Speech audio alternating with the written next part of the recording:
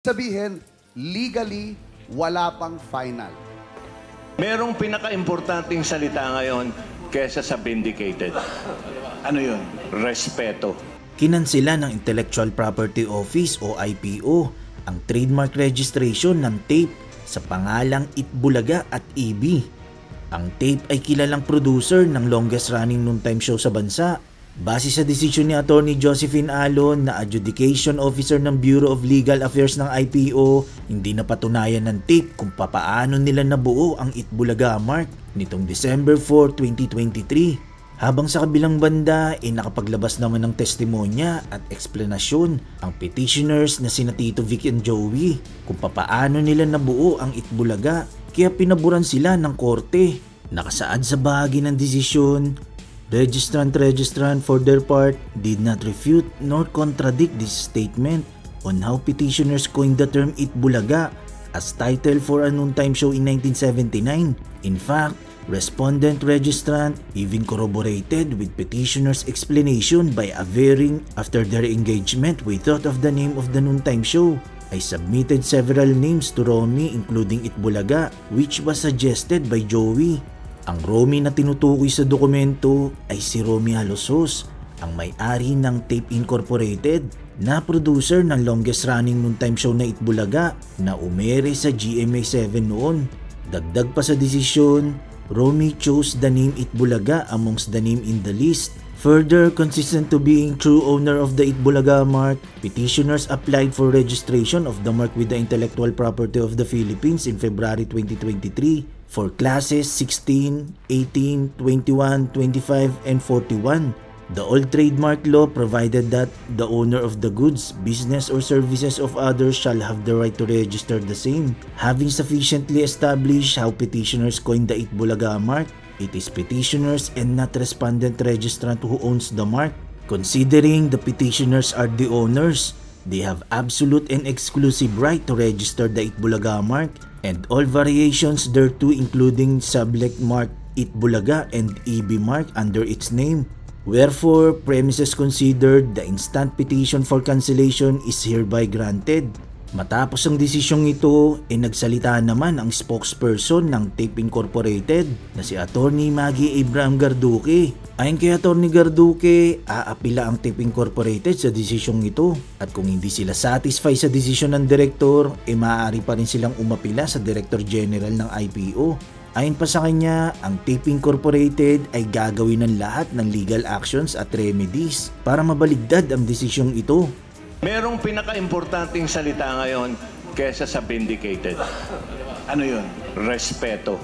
Pagka nagpakita sila ng respeto at tigilan na yung paggagamit ng hindi naman sa kanila, mas masaya. Anybody has a right to appeal. O di, okay lang. Tahanang pinakamasaya!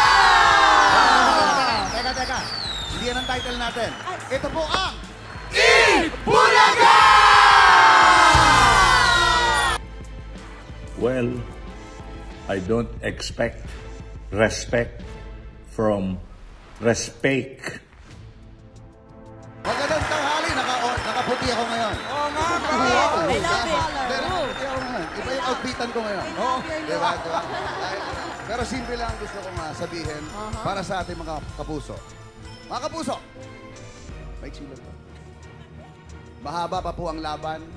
Ibig sabihin, legally, wala pang final. Okay? Pero, ito lang po ang pangako namin. Ano man ang mangyari, ang nasimulan po namin na tulong at saya ay itutuloy lang po namin araw-araw. Dahil yun naman po ang dahilan kung bakit kami pumapasok araw-araw. Kayo po ang dahilan kaya nandito kami.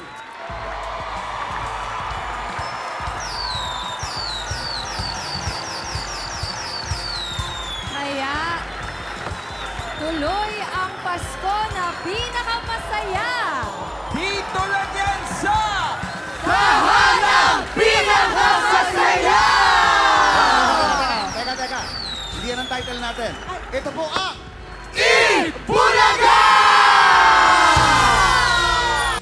Merry Christmas, legit Dabbercats, Attorney Buko. Ano pong nailapag ng IPO na desisyon ngayong araw na ito? Tunay na maligaya ang Pasko, MJ.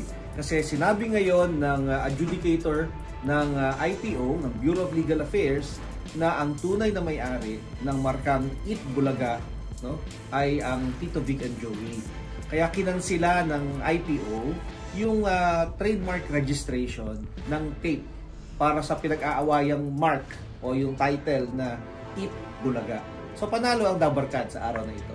Ibig sabihin nito, hindi na pwede gamitin ba ng tape ang Eat Bulaga sa kahit anong merchandise, show, yun po ba yun? Kung susundin mo yung buod ng nilalaman ng desisyon, sinasabi na ang originator o ang gumawa nito ay ang TVJ. So dapat hindi na nila gamitin. Pero dahil may proseso pa ng apila, maaari sabihin nila na habang ito'y naka-apila, gagamitin pa rin nila. Bagamat meron ng finding of fact o pag sinasabi ng IPO na ang totoong gumawa nito ay ang Tito Vic and Joey. Pero napakalaking indication itong ibinaba na desisyon na ito. O malaking bagay ito, MJ, kasi may tatlong importanteng findings, no? Sinabi ng adjudicator o yung nag-aral mismo ng mga papel, no, na meron ng Eat Bulaga, wala pa ang tape. No? Sinabi yun ng desisyon, no, na 1979 pa lang nandun na yung Eat Bulaga. Samantalang ipinarehistro ito ng tape mga 2011-2013. So makikita mo na nakita yon nung adjudicator ng IPO. Pangalawa, sinabi na pinaliwanag ng Tito Vic and Joey kung paano nila nabuo yung Eat Bulaga na marka. At mas kapani-paniwala ito, sabi ng adjudicator.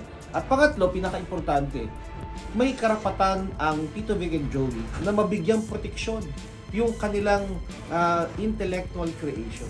At yun ang ating dapat pinopromote para ma-encourage yung mga taong maglikha, no, mag-create. Dapat may proteksyon sa mga gumagaya o gumagamit lamang nito. Magandang punto yung protection, Kasi nga naman kung naaagaw sa yung mga kine-create mo, paano ka nga naman maiengganyo na bumuo ng bagong bagay, bagong pyesa, bagong konsepto. Ano sabi ng TVJ kanina? Umiyak ba? May iyakan ba? Lalo na kay Tito Joey? Bukas daw. 10 a.m. 10 a.m. May press con tayo. Sila. Oo. Abangan daw ninyo bukas ang full details. Nanginginig pa kanina, attorney, no? Parang pinadala mo sa Viber, naramdaman ko, nandun ka pa pala. Ano yung sabi sa'yo ng inyong mga kliyente? No, sabi nila ay nire-reserve nila ang kanilang emosyon. Pero lahat sila thankful. Magpapasalamat. Sabi nila, God's gift, itong decision na ito. Dahil matagal nilang hinintay. At tanda mo, ilang buwan yun? Legacy na nila ito di ba? So, almost 1 taon inabot ito, no? So, matagal na nilang inilalaban. Sinisigaw sa lahat na sila ang naglikha niyan. At maraming nagduda. No, kasi ang registration wala sa kanila at maraming mga eksperto ang nagsabi na mali ang i-final o hindi tama, pero sa huli nanaigang katotohanan, MJ. Tingin niyo po ba by next year ang EAT magiging legit na Eat Bulaga na? Dapat, kasi umaasa kami na kung sa delikadesa ang pag-uusapan, sinabi na ng pinagkasunduan ng magkabilang panig na ito ang maghahatol. Sinabi na sa hatol na ang totoong may-ari ng markang Eat Bulaga, TVJ. TVJ is Eat Bulaga is TVJ.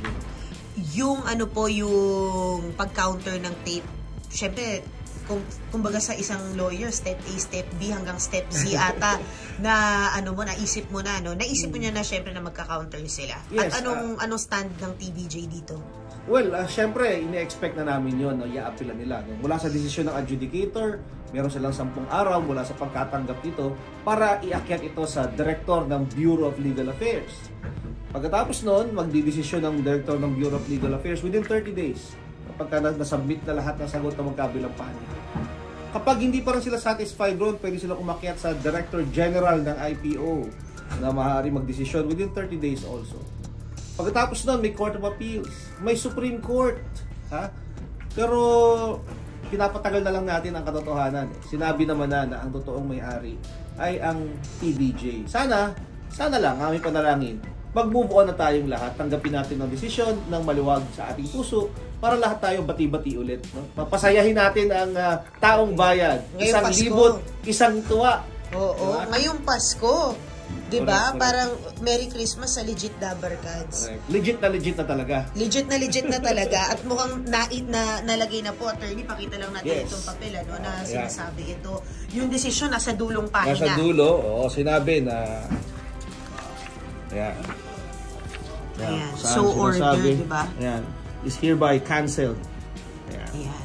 So, kinakancel na yung marka na niregister ng Malinaw tape na. sa kanila. Ayan. Ayan. Wherefore, considered hereby granted. Yung petition for cancellation Oo. na i-final ng TVJ. Kasi noong una, kayo yung sinasabi nila na mali raw yung final. Oo, diba? oo. Pero, kasi raw, mas nauna sila. Ang sabi, first to file daw ang trademark registration. At maraming expert na nagsabing tama ang tape. Kung sino na unang mag-file, siyang may karapatan. Pero sinabi ng IPO adjudicator, hindi. Yung registration, hindi Kung sino nagbibigay sa iyo nag-create. ng ownership. Yung ownership ang nagbibigay sa iyo ng karapatang mag-register. ang ganda nun. So, hindi porket nauna kang nag-file, ikaw na may-ari. Registration does not grant you ownership. So, kung merong ibang naunang gumawa niyan, pero nauna ka lang nag-file, sabi ng IPO, hindi pwede maging sa'yo yun. Legal ba to? Oo, hindi Yun na legal yun. yun.